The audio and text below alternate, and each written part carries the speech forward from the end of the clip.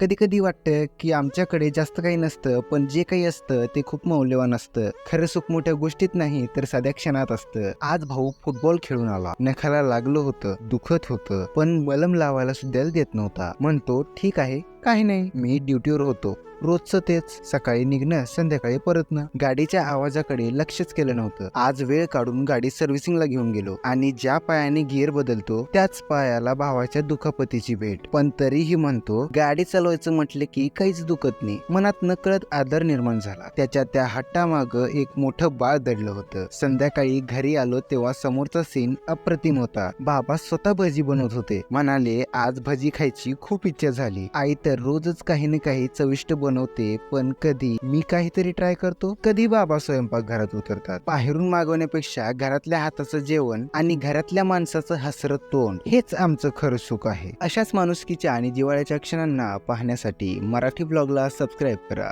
Ramakrishna Hari.